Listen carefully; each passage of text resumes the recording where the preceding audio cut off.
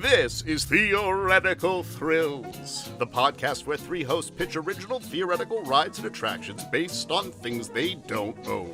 A special guest judge awards bronze, silver, or gold based on three separate categories: most creative, most practical, and guest's favorite. Whoever has the least amount of points at the end of the season must drive to Disneyland, touch the first gate, and drive home. With bragging rights on the line, the hosts will try to pick each other's ideas apart through gentle ribbing. So sit back, relax, and stand clear of the moving doors as we present Theoretical Thrills. Theoretical Thrills, the theory of the thrill. Oh boy! In 3, 2, fun! Ladies and gentlemen, welcome to Theoretical Thrills. I'm your host, Oliver. I'm Brad. I'm Spencer. We're joined by Kelly today. This show today is going to be about none other than the Shire, the one ring to rule them all. This is Theoretical Thrills. We take IPs that we don't own and turn them into rides and attractions and different ideas that we can put towards, well, a competition against each other. Myself, Spencer, and Brad compete every week off of a different IP pitching rides and attractions, and our guest awards gold, silver, and bronze awards in 3 different categories. Those categories are, Spencer? The 3 categories are practicality, something that seems like it could fit in a theme park, whether that's the type of ride it is or just based on the IP itself. The second one is creativity, just something that seems to be a very creative, technically creative or actual IP creative ride. And the third one is overall favorite, whatever tickles our guest's funny bone the most. Right. So we'll keep those things in mind, but let's get to know you a little bit, Kelly. Kelly, what is your relationship with theme parks and Lord of the Rings? Oh my goodness. Okay, so theme parks, I started in the 1900s at a place called Comedy. Well, first I did Streetmosphere at Disney's MGM, and I think it's named something else now. And then I was at a place called Pleasure Island, which was Orlando, Florida's nighttime entertainment destination for adults. And I worked at a place called Comedy Warehouse for 7 years. I call it my improv grad school because we did 5 shows a night, 5 nights a week. I actually made money and had health insurance doing improv. I'm sorry. Yeah. I think you Let that sink in a second. You said 2 things that don't go together. Yeah, I know. And I didn't make it up. So I worked for Disney for a long time. And then when I moved to California, I've worked at both Universal. I was a Wilma Flintstone and also did a improv show at Universal. And then I also worked for Disney and I've consulted on many projects for Disney. So awesome. Yeah, well, lots of theme park. House of That's Mouse. the theme park part. Yeah. Right. Now let's talk Lord of the Rings. What's your background? So I love me some Lord of the Rings. It's those are books that you kind of like, I would revisit every 5 years and go, I need to read that again. So my good friend Joel and I were sitting at the dog park going, what are some movies that should never be a musical? And we came down to Matrix and Lord of the Rings. And the more we talked about it, the more excited we got. So we wrote a script and then we brought in a bunch of our brilliant improv friends and they improvised a bunch more. And then we all wrote songs together and created something called Fellowship, the musical parody of the Lord of the Rings. And it played here for several years. Like we were supposed to do a 6-week run. It's had several runs here, and then we also took it to New York and did it as part of the New Music Festival, the New York New Musical Festival. Shout out to the New Musical Festival. Yeah, we won an award there, and we also won the first small theater Saturn Award. Oh wow! The Sci-Fi Award. So yeah. So I love me some Lord of the Rings. Lord of the Rings has been good to me. Well, we're gonna ruin it. Great. So this week we're visiting something, and we are going to say this right out the bat. I know at least Spencer doesn't have a huge background with the intellectual property. Okay. I myself couldn't read growing up, so a lot of the things that people gravitated towards like Harry Potter and Lord of the Rings, I never really was exposed to until a movie. And even then I was just like, oh, this is a great movie. But I never had it the same way I would like a Star Wars. So my breadth of knowledge is not nearly as advanced. I think Brad might be the resident expert of the three of us. So this is his week. Brad, you're going to shine. You're going to shine, my week friend. to shine and my week to lose. Sometimes when you care too much, that's a problem. And Spencer, you want to preface before you started pitching something real quick? So regarding my Lord of the Rings experience, I have actually not seen the movies at all. They're on my start. And I was like, oh, Lord of the Rings, I probably should figure out what's going on. And I was like, I think there's elves and like maybe there's like fairies in a forest or something. I was kind of sort of close in a way. So I asked my roommates, and then they sent me these YouTube videos that they're like, hey, this is like everything wrong with Lord of the Rings or whatever. So I watched like everything wrong with Lord of the Rings. And I was like, oh, this is like an 8-minute movie on what happens in Lord of the Rings from start to finish. And then I Googled things that I heard in the YouTube video and kind of read about what those were about. So that was my experience. Lord of the Rings. So Spencer basically did what they do for Shakespeare when you're Sorry, that was a hobbit walking by. You're fine. And Spencer, those are characters from Lord of the Rings, just so you know. So we have all that in mind. Let's jump. I'm so stoked. Shall we? Mm-hmm. Yeah. Spencer, in the time-honored tradition, Spencer arrives never late, but always right when he needs to. So Spencer, please take it away. Great. So, of course, I did a PowerPoint, which everyone has access to. So I'm going to be pitching my rides. My first ride is called Save Middle-earth, Escape the Wrath of Sauron, because I know that that's a place and a character in this property. So it's a dark... Thank you. Everyone's giving me... You mean Middle-earth is a place? Great. Okay. Yeah. Okay. So far, he's mastered the bad lib. Mm-hmm. Great. Mm-hmm. Great. So it's a dark ride roller coaster AR hybrid.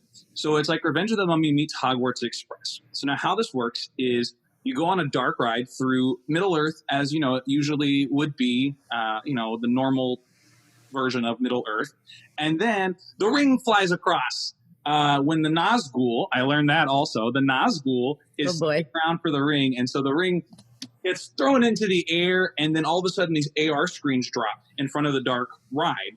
And so you're going through this track with an AR screen that goes through the whole ride. You're going through and you're seeing how Middle-earth looks like with Sauron in charge. And so it's kind of scary, kind of, all over the place and all this stuff. And I found out recently you actually want to destroy the ring. You don't actually want the ring. So I didn't know that until I read up on it. So the ring is bad and it's not good. So you're going through and you're trying to escape Sauron's wrath in Middle-earth. And then at the very end, the AR screens come back up and you're back through the dark ride and you see how Middle-earth has been restored. And the wizard in the picture that I have, which is the guy with the pipe in his thing. Say his name. Say his name. Gandalf. Gandalf. Is it Gandalf? Hey, I'm taking points off right now. Yeah, no, this is going to be the first week Spencer loses points. Wait, is it Gandalf? It's not Gandalf? Yes, it's Gandalf. Gandalf. I got it. I said it. Okay. Well, real quick, Spencer, what color? Gandalf? Oh, I have no idea. I'm blind in one eye. Forget that. That's fair. Okay. Gray? Is he gray?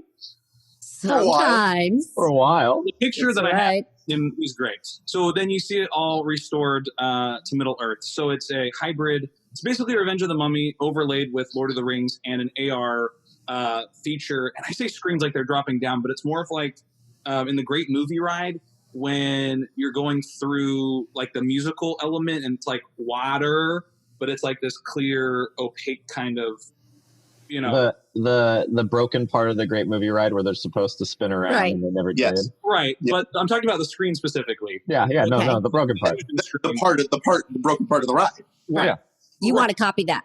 Right. Well, not the broken part, but I love that ride, and I'm sad. Yeah.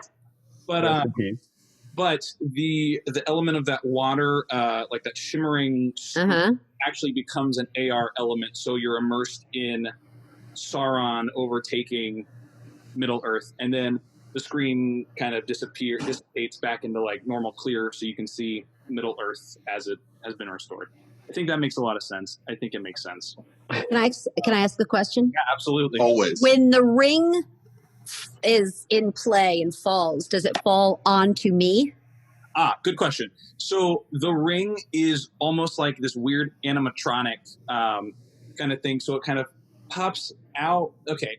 It's like when Peter Pan is on like a line, like a flying thing. Mm-hmm. Like the ring comes out, the flying rig. What's it called? I don't know. I'd help you if I could. The ring kind of flies out, like a bird out of a blue clock kind of thing. But it flies across. There's like a ride at Disney, and I can't remember what it is. You know the memorable scene, the ring flying across. Yeah. But it doesn't end up on anyone's finger. No, exactly. Just the ring flying across into right. the dark. Okay. And then at the end, it comes back the other way as if it's being returned. A boomerang. Right, sure. But you're actually moving, so it's not in the same spot. There's actually two rings, one at the beginning and one at the end. Oh, God, don't bring in two rings. But There's I mean, seven. It's the same ring. It's just the actual prop there's two of them in the ring. Got it. So there's no point where I buy into that I'm wearing the ring and I'm invisible. Correct. I mean, you could. I don't know if that's a part of Lord of the Rings, but okay. I'm just gonna. Oh God, it could have given you so much points. I couldn't watch 9 hours of movies in like 2 days. At least you knew it was bad. Yeah. At least you knew it. I think this is a pretty solid ride. Not knowing anything about Lord of the Rings. For not knowing anything, it is a solid ride. I will agree. Ride. Great. So it's a fun ride. So that's my main ride. Okay. Next thing I have is Ye Old Shop plus the Mirror of Galadriel. And okay. What this is it's like an old town shop like you might see like. Well, you had me at Ye. Okay. Yeah. So it's the old shop. The shop has an E at the end, so you know it's old. It's also has two P's. Ye Old Shop, eh? Okay. Ye Old Shop. And it's like a little, if Harry Potter shops had a Lord of the Rings overlay, it's one of those little, fun, festive, cottagey looking shops. Oh, I see what you're saying. Okay. Right. So it's like old-timey, Yes. Old-timey England vibe. Okay. Yeah, England vibe. Like a mix of medieval with like Shakespeare. So you're putting Galadriel in the Shire. No. He's putting it in Old England. Sure. Okay, so the Mirror of Galadriel, I guess it is, not Galadriel. Anyways, this is like an interactive thing with the guests. So you can go over to this like water basin, right? And you can pour water into the basin, and when you pour the water in, the mirror, appears, and it's like Donkey in the Shrek area of Universal, where there's someone that's actually improvising, but you don't see that person there. So it's like a magic mirror. I like it. One of my friends has a job now. This is good. Oh, yeah. Great. So it's that. And so throughout the day, guests can go in and they can purchase items in the shop. It's a working shop. But in the corner, there's this immersive, literally you can pour water into the basin, which obviously drowns. It drains back out through, it's super fun. In there in Lord of the Rings. So what kind of information does it give you? Remember, it's Lord of the Rings, not Lord of the Flies. So we just want to make sure you knew the distinction between the two. Correct. There's a big difference. One is like Hunger Games, and one is Hunger Games with swords. Pretty much, yeah. Yeah. Okay. Great. Got it. I got the difference. Okay. So basically, you can ask it any questions like you would if you're interacting with Donkey, and this person obviously needs to know their Lord of the Rings stuff. So this would not be a job for me. But someone who knows their Lord of the Rings so they can answer those questions. So if you have the big super fans that know all these like tricky things and want to ask these questions, this person who's behind the mirror would know, or the water basin mirror, or everything, Galadriel would know these questions. But it has a similar feel, I guess, to like Ollivanders or to any of the other immersive Harry Potter elements where you can actually go in and ask like the conductor. It's like, hey, let me talk to you. And they have to talk in, the British accent, or if they're a native British speaker, person from Britain or Great Britain or England, the European area of England. So this is what they would do. And so you can ask it any questions, and it's like, like 10 or 15 minutes is about what it would be multiple times a day. You can come in and it's like has show times, even though it's not a show specifically, but it's like, talk to the Mirror of Galadriel between 1 and 1:30, 4 and 4:30. And Galadriel's there for this show? Yeah, Sorry. it's a teenager that has that much enthusiasm towards it too, where it's like, come to the mirror of Galadriel. I'm trying to like not get into all the specifics right now. Great. Can I ask one question? Yes. Why did you put Galadriel in old-timey England? That's a great question. I just know that Lord of the Rings exists and it's like not present day, I guess. So I just, in my head, just assumed that they looked like they were more like armor and like knights and stuff with the swords that they have. So I just kind of was like, where would this fit? And I was like, it wouldn't fit in something like Art Deco or like modern. It feels like it would fit much more in like. Although I would love to see that transition. Lord of the Rings Art Deco. As you can see, this is a lovely 3-story walk-up for dwarves. I was like, maybe it could be like Gothic or like Roman, but I was like, I'm going to go with the old stuff because I looked at pictures of like the Shire and they had like, the windows, like these shaped windows. Yeah, you definitely researched the Shire. Did you research where Galadriel lives? I know it's like in the evil parts of the movies. He means well is what matters. You're super cute, Spencer. Okay. I know that there's Middle Earth and I know that there's the Shire. Uh-huh. There's the bad places. Okay. So those are Spencer's pitches. Wait, I'm not done yet. Oh, I have another pitch. My last, I really worked on this. Okay. And yes, you did. You pulled some great graphics. Like a Great Dane and a bone. My last one is the Quest of the Ring. It's an interactive hedge maze. And Quest of the Ring is like an actual phrase. I think it's like an actual game or something. I don't know. I just know Quest of the Ring exists. Okay. Interactive hedge maze, similar to Alice's Curious Labyrinth in Disneyland Paris. But what you do is you're actually going through the Shire and you're trying to get the ring to destroy it. And throughout the Shire, you can talk to Gandalf, you can talk to Frodo, you can visit their houses, their homes. But what I forgot to mention, actually, for both this and my original ride, is the forced perspective. This has forced perspective, so everything is, you're like a Hobbit size when you go in, so everything's oversized. Same with the ride with the AR screens. Everything that you see as you're going through the Shire, it's like you're riding around as if you're a Hobbit size. Okay, that's interesting. I mentioned that. I think it was a very important thing, which is why I had my notes open and I didn't once look at my notes this whole time. You should have. Let me read what I wrote for Quest of the Ring. No, hold on. Interactive hedge maze. Enter the Shire and join Frodo, Sam, because I think Sam is a character, and the others as they work to destroy the ring. It's an actual hedge maze with interactive elements throughout. There's like videos on display. There's like pages of the book with different quotes that relate to how you navigate through the maze. Quotes such as? Not your wizard, Harry. Great, continue. You're good. Such as Bilbo Baggins. Yes, a wonderful quote. So there's quotes like that, and then pages of the book, and there's puzzles. And if you solve these, or if you know like what part of the book the quote is from, it actually gives you a clue as to which way to go in the maze, so you can solve it.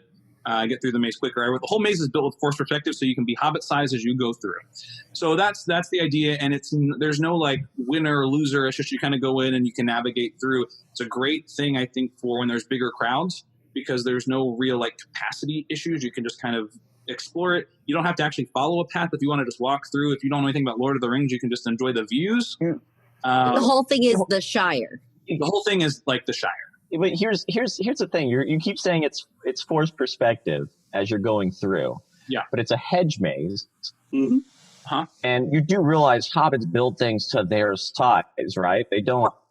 So would it just be normal perspective then? Correct. Yeah. Okay. Maybe. Yeah. Unless you made it tinier. No, but we're going to force you to perspective. We're human size. Yeah. And we get to see things tinier. So then we can just look over the hedges. So wow, what painstaking realism you put into this regular sized broom. So I googled Lord of the Rings forced perspective. The whole movie is in forced perspective. He's not using the Tampa technique of forced perspective. I know. Because hobbits are smaller than humans. When I thought of this, I was like, oh, forced perspective is a great idea. Maybe I didn't explain it well. Maybe I don't know what I'm doing. Oh, no, we get it. We know that. So I think, if anything, Quest of the Ring is Hobbit size, you are hobbit size, and everything around you is the same size as you would be if you're a hobbit. So basically regular size. normal. Right. I think maybe a little bit bigger to oversized, but so wizard size. Right. Sure. Wizard like Gandalf. Solid job. We'll get nice. you Pulled that name right out. Good. Get you a Gatorade. That was a The marathon. fact that you keep hesitating over that name, and you had to use it multiple times already. The ride itself is more of a forced perspective where everything is oversized, and you're maybe not hobbit sized. You're just tiny. You're tinier than a hobbit. So just to give us the bullet points here, what are the attractions by title? The attractions are Save Middle Earth, Escape the Wrath of Sauron, which is a dark ride roller coaster AR hybrid. Ye Old Mirror Shop plus the Mirror of Galadriel. Which How could we forget it? A shop and a mirror attraction. And my third attraction is Quest of the Ring, which is an interactive hedge maze, where everything is regular size because you're hobbits in normal size hobbit stuff. Via force perspective. Am I supposed to be doing math about scoring these? No. Okay, good. Put them in the beginning for a reason. Later. Okay. You don't have to add up many points for me anyways. It's fine. All right. Well, I think my ideas are very creative. I have nothing left to say on I any don't of either. I mean, yeah. I think it's all there. Yeah. I think you've laid out your vision quite clearly. I feel like, Spencer, the rides that we were just pitched were rides that were created by the guy who made Action Park, where he's just like, yeah, he's going to go in a circle. Well, my rides aren't dangerous. Do we know that? We don't know that. We don't know that, but I'm pretty sure I took these off of rides. It was never addressed in any of those pitches. That are safe. Because I mentioned a ride that it's similar to, which is, except for the Mirror of Galadriel, because that's a brand new element. It's like if I have no idea what the hell you're talking about. I've seen the movies a few times. I don't even remember that part. But here's the thing. I know it exists in it, but out of all the things you could have picked. You know, it's the mirror that exists in the old style English shop. No, that 8-minute video was not And if you had bothered to Google where Galadriel lives, I did Google like, it. Oh my God, the design opportunity there. Yep. Yeah. All right, so those are Spencer's pitches. Brad. All right. Spencer, All we're right. proud of you. Spencer, Yes. I'm proud of you for what you've done, Spencer. Now let's see. All right, Lord of the Rings. Lord of the Rings. I've read all the Lord of the Rings books. I've read the Lord of the Rings trilogy. Okay. I've read The Hobbit multiple times. I've played the video games. I've played the online multiplayer game. Nerd. I am like a it. nerd. Okay. So as I was designing and coming up with my ideas for my rides, the first thing I wanted to throw in there was Tom Bombadil. But Tom Bombadil is really in The Hobbit, and I feel like if we're going to talk Lord of the Rings, we have to talk the trilogy. We can't talk the other books that exist in Middle Earth. So The Hobbit, Silmarillion, like all the stuff that exists around that, we can't talk about it. So I focused instead on creating a park area based around the first book, Fellowship of the Ring. Good. With specifically, there's some key locations there. There's the Shire, there's Rivendell, there's the mines of Moria or Khazad-dûm. Yeah. Khazad-dûm. And I wanted to focus. Wait, so I can't pronounce a word correctly, and you've read the books, and you can't pronounce the words correctly? All right, let's talk about something. That's the secondary, lesser known name for the mines of Moria. So anyways, I wanted to focus on the mines of Moria because I felt like there's a lot of potential there. There's a lot of opportunity there. So the opening to my section, and this could be considered my first attraction, is the mines of Moria, sort of bizarre. Khazad-dûm's is slowly being returned back to its former glory as a dwarf haven, a dwarf kingdom. Mm-hmm. And so you'll be able to walk in, and there'll be glorious shops and stuff to explore, food experiences, and this is all within the entrance of Mines of Moria. So you'd enter through the door, the archway into the Mines of Moria. There be we'll use some visual effects to create sort of bridges that look like they're going. The initial bridge you go over will look like it's going over a bottomless pit. Essentially, it's just a dark pit, but you can't see the bottom, so you assume it's bottomless. You could use a two-way mirror and a refraction, but yeah, I like the idea of just paint it black. But what I'm saying is we're going to use that. We'll use that illusion. We'll use some mirrors to make it on the ceiling to make it seem like it's even taller and ginormous. These pillars are are larger than they really are. But this is going to be the sort of shopping experience. Now, one of the things that I really wanted to do in this shopping experience area, because I thought it would be a fun little thing, and it took a little working around, is the sting. The elven weapons glow blue whenever there are orcs around. And so I wanted to incorporate that sort of in the Harry Potter wizard wand type deal, where you can have these sort of interactive things. So as you're going to certain parts, maybe the more worn down parts of the Mines of Moria, you might occasionally have your sword start glowing blue, saying that there's like some orcs behind these doors, and you can hear like some noises and stuff behind it, stuff like that. Now, I did think about, okay, this is a weapon type deal. It is a sword. How are you going to deal with that? So I want to use the concept of something similar to like magic bands or an RFID chip within them to help it, so that essentially you have to have, it would be in this this toy sword. It's going to be like a sheath thing, or it's going to be like a sheath or like a sheath thing or a plastic thing, but it would make it so that it goes through, you go through security. It has to be scanned in, like, so that they know that, okay, this is an actual one sold here at our park. It's not someone's brought in an outside replica or something like that. It's actually, it's real. It's something you scan in or whatever. So it's just an easier way for it to get through security, for them to be able to be like, okay, this is okay. You can bring this into the park, or no, you can't. Because I did look, Disney does allow you to bring the kids to bring toy lightsabers. Obviously, you can bring the wands multiple times, anytime you go back to Universal. So I wanted something like that sort of has that experience. So that's my sort of opening area. Now, this leads to my first major attraction, which is the Mines of Moria ride. So as you're going further into the Mines of Moria, it hasn't all been fully redeveloped yet. It's still like crumbling, and there's some like tombs and stuff like that. And you're going to board a mine cart. See, I knew that I was going to pitch this, and I thought to myself, this is where Brad's going. So this is going to be a mine cart through the more worn parts of Mines of Moria, where you're going to essentially be, you're going to hear notes of Balrog coming after you. And I want to have sort of the final big loop is going to be, you're going to go under the bridge that Gandalf and the Balrog are fighting on. You're going to do a loop all the way around. That's cool. And that's nice. I don't understand what's happening. Dive down into, and you'll just sort of hear them falling behind. You won't actually ever see it or anything like that, but you'll hear that battle and him. Oh, I see. You only hear it, but you don't so you see visuals of it. Okay. So you see the initial like you see them battling. But because you're going to be going under it twice, essentially, I didn't want to have anything falling down or have them falling down. So you'll as you're going under the second time, you'll sort of hear it, him being taken down into the chasm, and so you'll be able to see sort of the hobbits and the rest of the fellowship off to the side as you're like after you've done that loop around the bridge.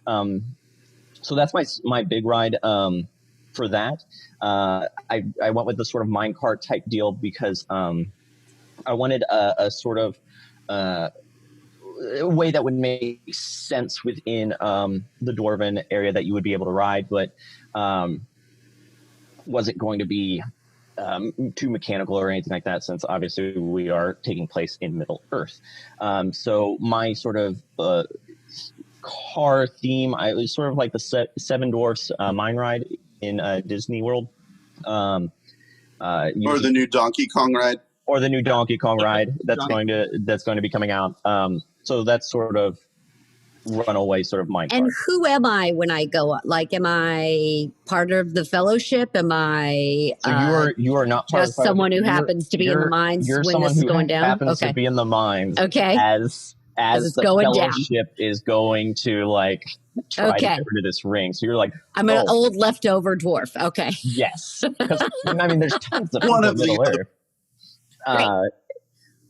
So that's that ride. Can I ask one other question? Yes. Always. I feel like is there any point where we have to do any kind of enter friend? Remember how they have to do the code to the password? That feels like I want that somewhere. I thought about that for the door. But I honestly couldn't think of a good way to maintain crowd flow, because that's going to be your main entrance into the mine. Yeah. Even if you just see it happening as you start the ride. I think it'll just be lit up as you're entering into the Mines of Moria, but I don't know if... Yeah, you don't want to make everybody go through it. Okay, great. All right. So my second ride is going to take place sort of outside the mines. This is technically still an indoor. This is an entire indoor structure. So I walked from one indoor structure to another. So it's all indoor. Okay. Okay. So think like Movie World in Dubai. Yeah. Oh, I don't know that one, but okay. But it's going to be this. This is my other ride. It's called Race from the Nazgul. So dynamic. Let me bring up the actual thing here. So dynamic attractions. Dynamic attractions. In 2017, had announced a all-terrain vehicle, dark ride vehicle that is automated all-terrain vehicle. Okay. So I would use this. I would want to use this automated all-terrain vehicle, which requires no track. With this trackless, you can program it to have near collisions and stuff like that. To essentially, I would make wagons. So people would load up into the back of wagons. So you would never actually see the front of the wagon, but you would assume it's being horse-drawn. In reality, these are your wagons in an automated vehicle, an automated carriage vehicle. So you'll be able to look out the sides, you'll be able to look out the back, but you won't be able to look out the front or up. And you're going to be escaping the Nazgul. Now, the Nazgul are scary. Mm-hmm. They're terrifying things. So Black Riders, ring race. This is an indoor. It's gonna be indoors. It's going to appear like you're racing through the forest. Now, the nice thing about these being programmable, automated vehicles is I'm going to run 3 to 4 of them at the same time. So it's like a group of people all trying to escape. So everybody's loading up into their wagons, and then these take off. And so there's going to be near misses where you get close to other wagons or whatnot. It's going to be darker, a little bit darker outside, because we want to get that sort of haziness, that sort of fogginess to it. And then I also want to use a rain effect because I think having the Nazgul hunting down these wagons as it's raining just gives that sort of, these guys are bad. And they're after someone has the ring in this wagon. Someone knows something, has information about the ring in one of these wagons. So they're trying to hunt these wagons down. Awesome. To stop them. So that's the sort of escape. And so the nice thing about this is with the autonomous vehicle is something I really like too, is that they can do terrain changes. So they can make it it can be a little bit rougher as you're like race. It can feel more like you're racing through a forest without having to have a track and stuff to come through it. So that is my third attraction. Now, I mentioned before we started recording that there was a fourth concept that I wanted to do, but I couldn't figure out a way to make it successful. And that is one of my favorite things in Lord of the Rings that I feel is the movies did not do justice, is that the ability of the hobbits to carry their ring way longer than anybody else without being corrupted. Yep. They're stronger in spirit than anybody else is. I mean, Boromir barely could last 2 seconds. Boromir was useless. Mm-hmm. So I wanted to come up with a way to essentially have some sort of ride vehicle, like Men in Black or something, where certain people were the hobbits and they could and certain people represented the humans or the elves and the dwarf, and they could pass the ring around for some sort of benefit or something like that. But there had to be a negative effect that was more drastic with the humans and that. So I didn't know whether that was spitting car or what, but that was something that I wanted to try and have this sort of concept of showing. That's a deep cut. I couldn't figure it out. It's a real deep cut. Honestly, in the week. I think you're onto something with the idea. There's a company called Magic Wood. They do resin, glow form resin inside of these rings that are it's basically those toys that you had as a kid up above your room that you buy at like the planetarium, where it's like you shine light on and it flows. It's that, but it's like that on steroids. And they specifically have one that looks like it's crackling fire. What could be interesting is the idea of having ring recharge areas around the park that would be just black lights that you stage that hyper set those off. And that could be fun to be able to like take your ring and you put it on your car. It slows the car down, but a ring wraith passes or something like that.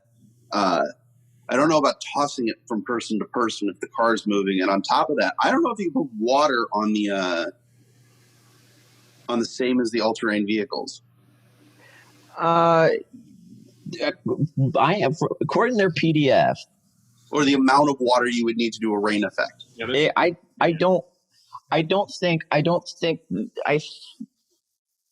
I think if I make it more localized to actually coming off the vehicle. So like dripping from the windows or spraying from the car itself. So yes. So or like the flood at Universal. Yes. It's not I'm like the great movie ride screens. Yeah. I would make it I would probably have to make it more localized, because I did think about that. To make the water effect successful and stuff like that. Do they ever cut into the top of the carriages? Huh? Is there ever like the shot of like they're inside the car? God, I don't remember the movie that well, but like a sword coming through the top, like Kylo Ren does to your vehicle, and no, they're never in a vehicle. No, they're never in a vehicle. I wanted to do, because carriages seemed the easiest way to be able to transport people. I was going to do horses, but the problem is with horses, you have a lot more view. Yep. And I wanted to be able to control the view of my guests so that I could essentially I can sort of force a little more of what they're going to be seeing and what I want them to see. Like a forced perspective? Yeah, like a forced perspective. Oh, there you go, Spencer. No, I understand what the concept is. I just didn't use it properly. So is this taking place from like between the Buckleberry Ferry and Prancing Pony, or is this like what area that would be is this? that mine would be probably towards the more of the beginning of the actual Fellowship book. Okay, because that's before they've met up with everybody. Before they've really met up with everybody, because that seems when they're really fleeing. Yeah. Whenever they're once they've got the Fellowship, I never feel like they're fleeing again per se. There are times when they're running and they get separated, and the Fellowship's gone at the end of the first book. So right. Really successful there. But I think that's the moment where I think you can have the most. We don't have any power type deal. I have two things. One, it's something that I discovered during your pitches, and two is I just need a recap of what your pitches are, because you were saying a lot of words that I didn't know, so I was trying to write them down. The one thing I like Fellowship. Well, I mean, I understand ring exists, but I like Moria. Minds of Moria. So here's the thing that I discovered during that pitch: the Nazgul are kind of like the Dementors in Harry Potter, I think, in a way, right? Because they're very scared, like fly and stuff. So they're like, it's like Gandalf and the wizard and all the wizards. Like, what is the question? Albus. What is the question? That was just the thing that I discovered. So you discovered that Harry Potter drew some inspiration from Lord of the Rings. Yeah, Albus Dumbledore. A little bit. Is that a character? Crushing it. Anyway, my question is, can you just recap your pitches so I can type them into the doc? Yeah. So I have the Khazad-dûm shopping area with the Elven glowing weapons. I have the Mines of Moria ride, and then I have my race from the Nazgul. So those would be Brad's rides. Those are my rides. Awesome. Bravo, Take it away, Oliver. How could I possibly meet those two wonderful pitches? Come on, bring us home. All right, so let's go ahead and start off with my first ride. Let me start off by saying that I understand and I respect the canon of Lord of the Rings. I understand that the Hobbit and the other books and the other things are different, but I'm looking at this from a studio angle based on the fact of building an entire land. Mm-hmm. So I'm going to be messing with stuff from the Hobbit, stuff from Lord of the Rings, stuff from the animated movie.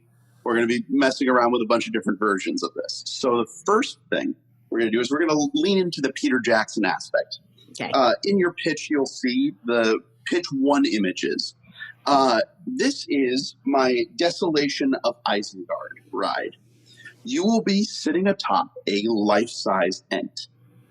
Ooh. You will be playing the role of the hobbits sitting on the shoulders of these Ents with a delivery tray of rocks up there for you to throw at screens around you.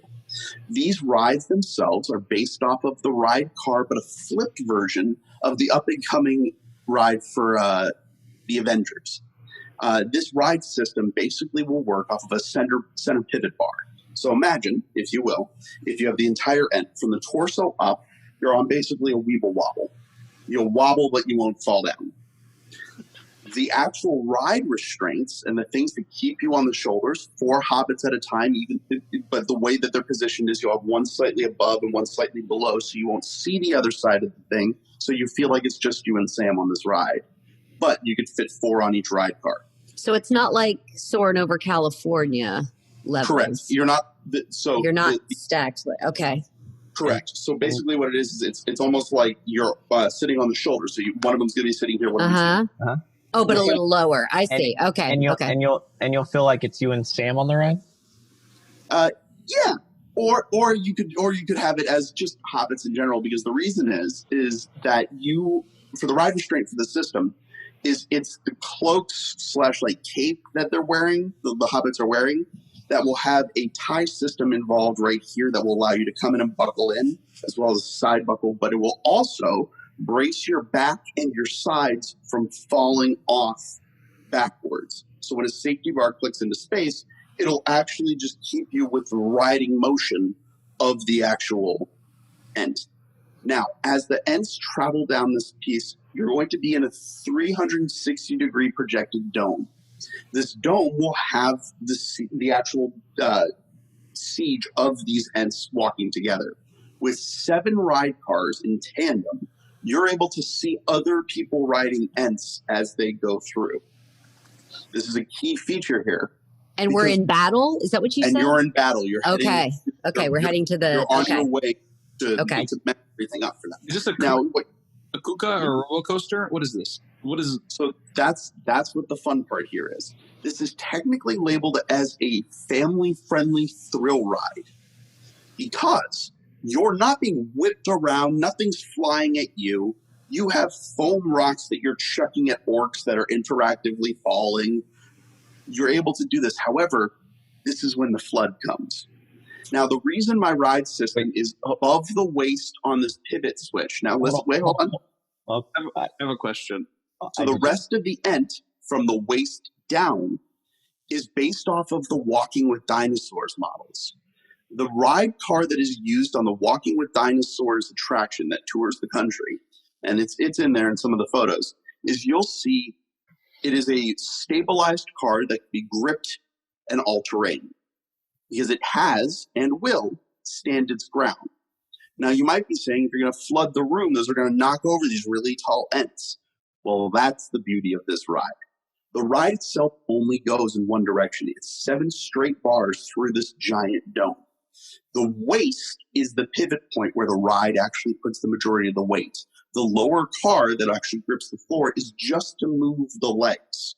That's all you're doing on that one. To get onto the ride itself and to get strapped in, you'll climb up onto the arms, which will be shaped into a staircase, but it'll be hidden amongst the foliage look. So you'll actually be able to make it so it works when you sit into it. Now, as you go through, you're about to end the ride. There's going to be the apex of the scene where the room's going to flood. Now, when I say that the room is going to flood, because we are dealing with water, massive amounts of it, and safety restriction with the amount of ability for you to move, the actual capes themselves will slightly clamp in a little bit to be able to snug you in a little bit. The actual characters will stop moving.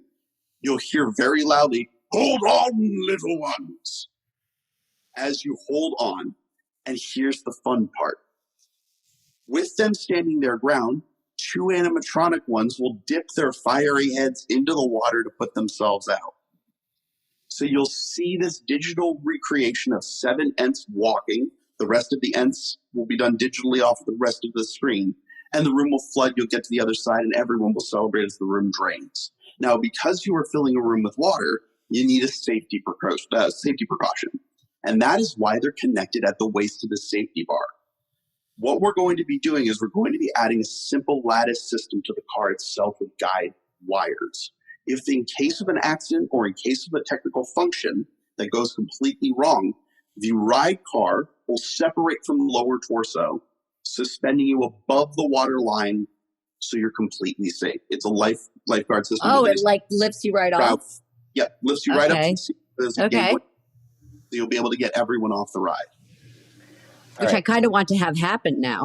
Yeah. I have 2 questions. Here are my questions. I'm going to go first. Just foam rocks. You're throwing foam rocks.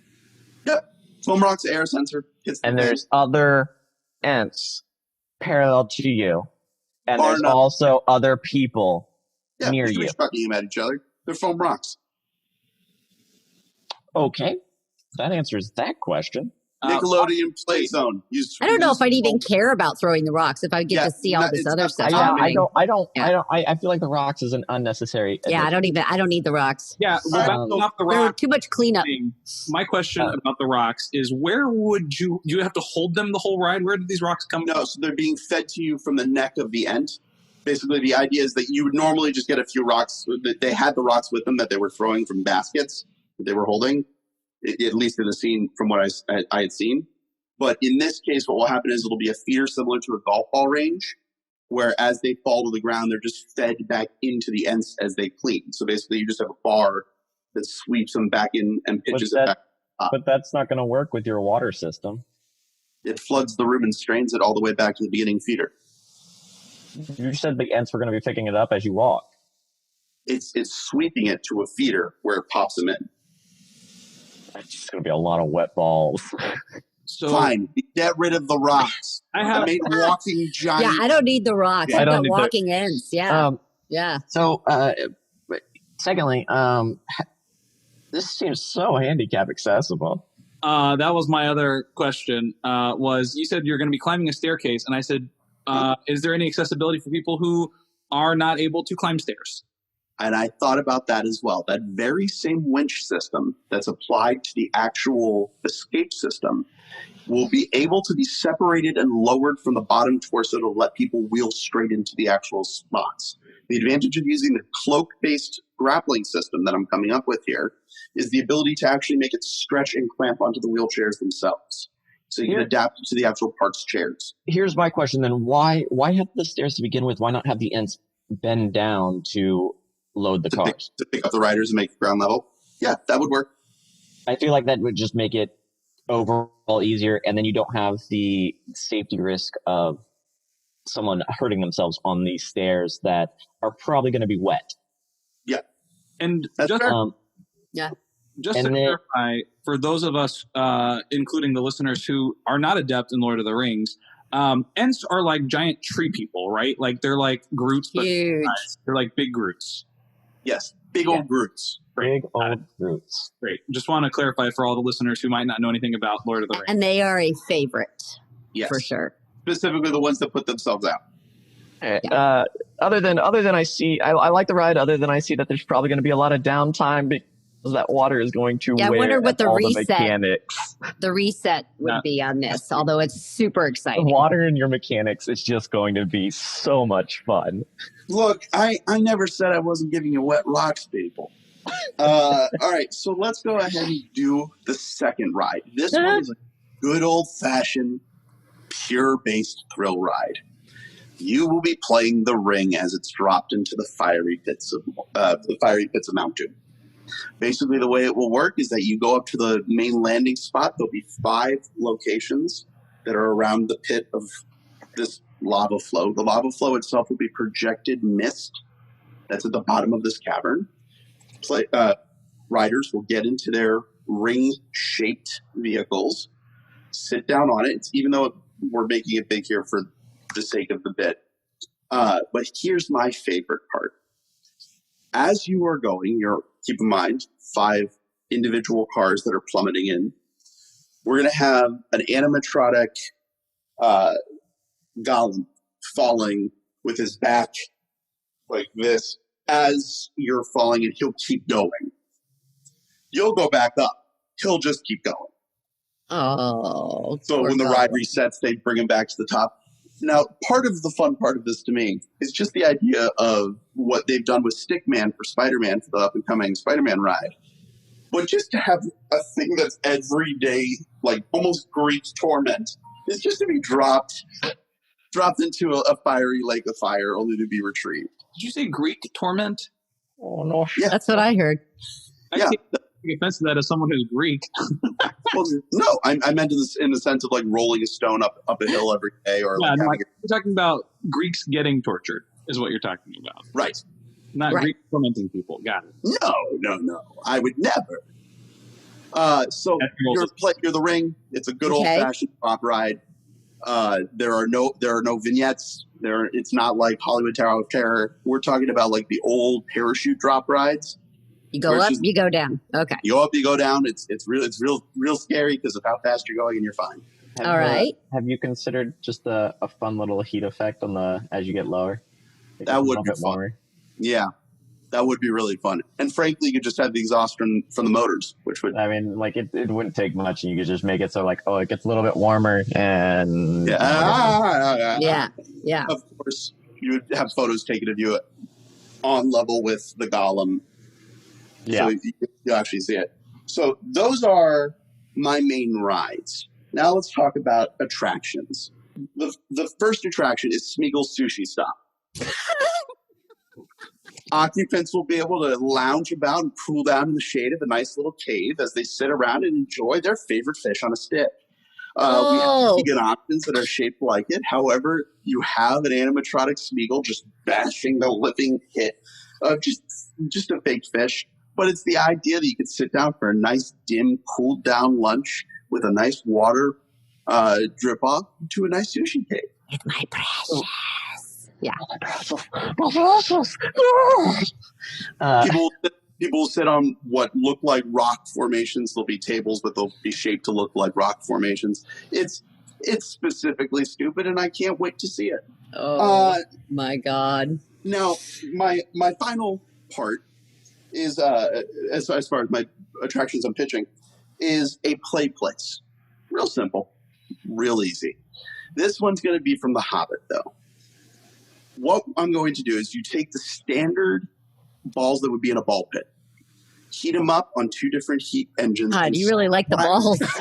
Hold on. You're going to flatten them into coins, gold coins, and you're going to have a giant life-size Smaug inside his treasure asleep. The play place will be for you to be able to climb up mountains of gold. There'll be parts where you can see his stomach breathing. You'll be able to take a slide down his neck and that sort of thing. The idea that sound would ripple through every once in a while, like he's about to wake up, his eye might open and then go back to sleep. It's the idea of just having a play place that is filled with gold and fun. So how would you handle this in a post-COVID-19 world? Right. I wouldn't. Tactical.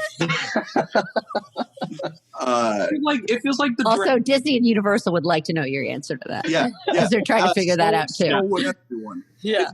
like the dragon in the castle that's like really scary and terrifying in the France Disney castle, but like interactive, even bigger. You can literally literally is big. Like you would just be like climbing up the side. It'd be really fun.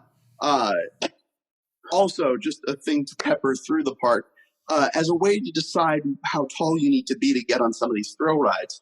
There'll be a Gimli holding an axe. Yeah. You must be this high.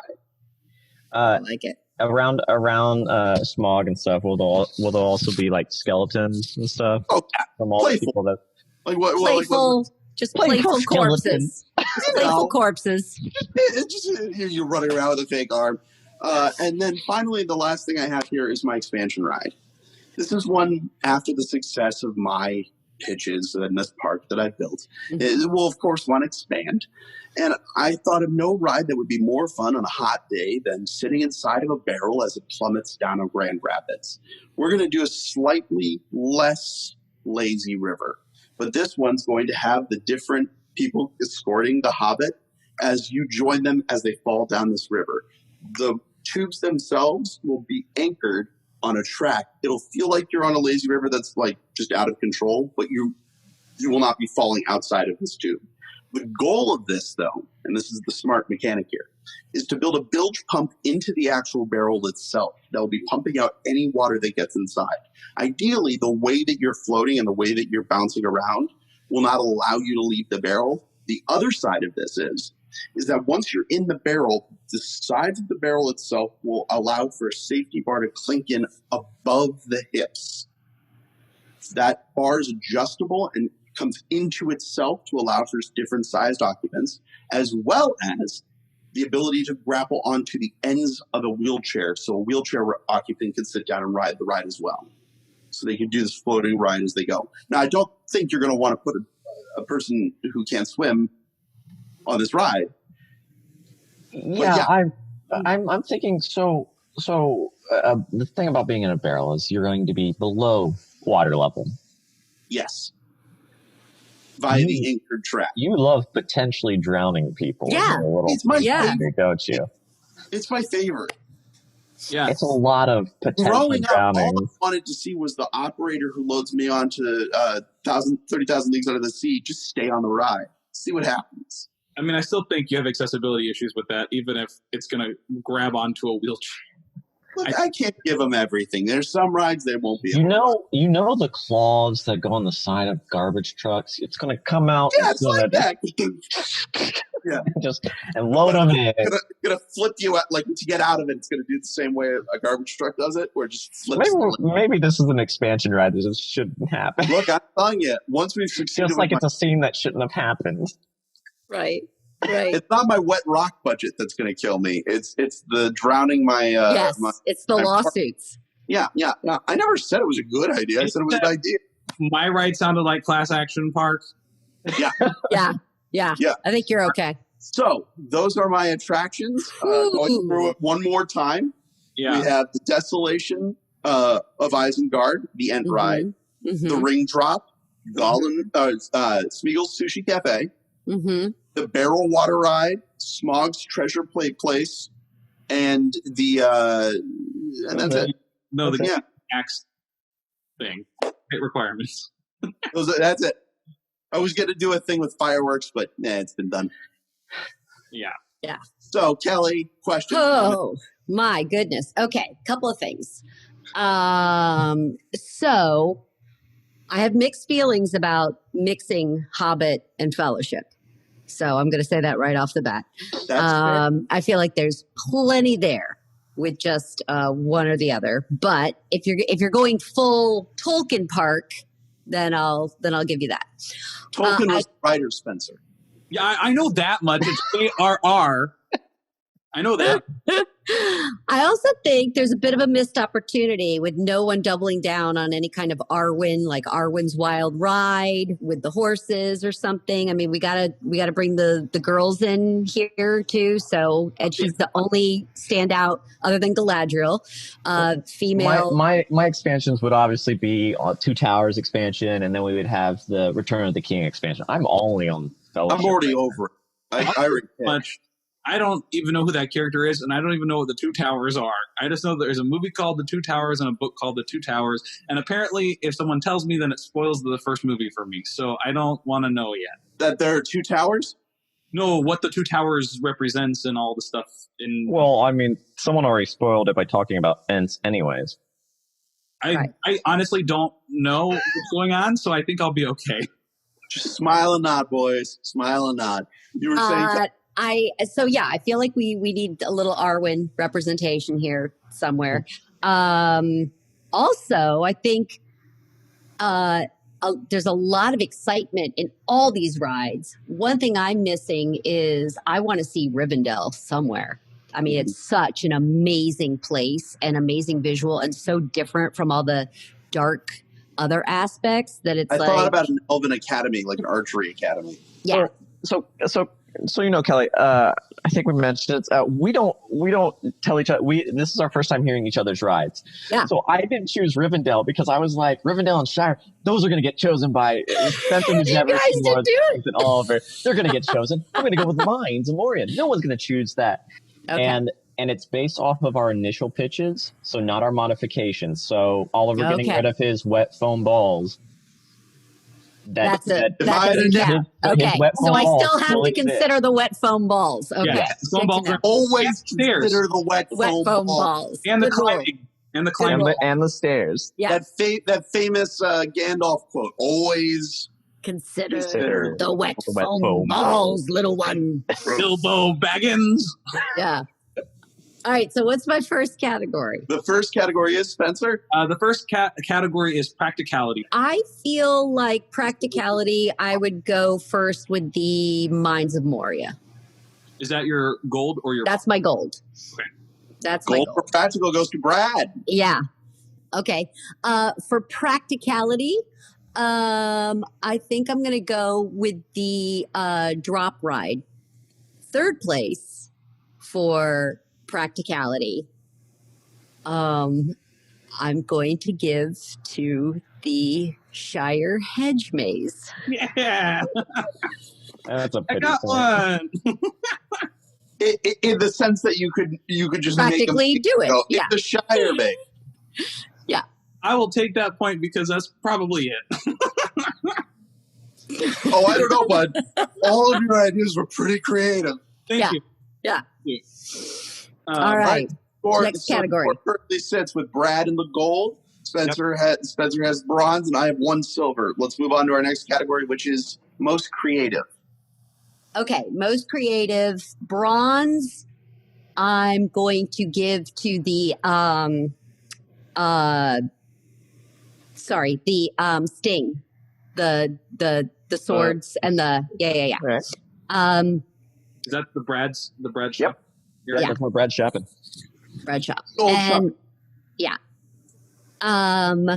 Second place, I'm going to give to the Escape from the Nazgul. Wow, Brad is ranking them in. It's almost like he knew this thing. What a surprise. Yeah. First place, I got to do the Ents Battle of Isengard. Yes. That one literally gave me a little bit of a goosebump. Yeah. Yes. Yeah. Ladies and gentlemen, the foam balls takes it. Yeah. Wet Foam balls and all. Wet foam balls. Foam balls and inaccessibility stairs. It's all perfect. Right. Yep. I'll take it. Okay. All right. And then final category or your favorite. It's the final category. It's your favorite of all the pitches. Second, So third, your top three. my top three and of the pitches Of the or pitches. of the rides. Okay. of all of the pitches. And these are anything. Anything we pick. Restaurants, anything that you want. Okay. And this is just what tickled your funny bone the most, or what you enjoyed, or what you just really liked based on our pitches. Okay. So bronze, I'm going to give to Oliver again for Battle of Isengard. I'll take it. Yeah. Silver, I'm going to give to the Mines of Moria because it got me very excited to think about seeing that battle. Sushi didn't take anything, but it's fine. Yeah. You never know. You might get the gold here. Oh, no, I know. And the gold for my favorite pitch, the one that delighted me the most, is, of course, Galadriel Shield. Yes. This is... Yay. Oh, The pitch delighted me the most, guys. I have to tell you, it's terrible, but the pitch delighted me the most. I'm being very creative in my scoring. I use my strengths where I can. I'm like, I don't know what's going on in this week, so I'm just going to put some words together. It was so wrong that it kind of came around full circle. This is the 2020 results. Something else. Yes. I will say, in my defense, I believe the Curious George Experience won this category once. Yes, it did. You mean my brilliant idea about having monkeys loose in a park? Yeah. I still hold the record on that one. It's okay to be bitter. I'm just excited that I win a Tickle Your Funny Bone prize. Yeah, it did. It did. Hey. So many things wrong with that pitch. I have to give it my favorite. Yeah. All right. Well, there you have it, folks. Those are our pitches, and those are where they fall this week. Kelly, thank you so much for joining us this week, and thank you for doing this with us. Kelly, do you have anything that you want to plug, or any shows or anything that you're doing? Yeah, I've got some upcoming shows with I'm over at Impro Theater, and we're going to start ramping up on Twitch again soon. So I know we've got some Halloween shows coming up, and we got some podcasts. Our first podcasts are coming out. So check out improtheater.com. But this was a blast, you guys. Thank you. It was so fun to revisit one of my favorites. So, yeah.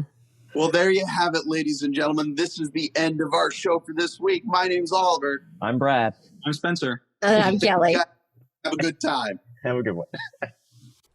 Did you enjoy the episode you just watched? Feel free to like, subscribe, and share. And if you have an interpretation of an idea based on the theme of the week, feel free to tag us on social media with hashtag Theoretical Thrills, and we may feature your ride and attraction on the show. Theoretical Thrills, the theory of the thrill.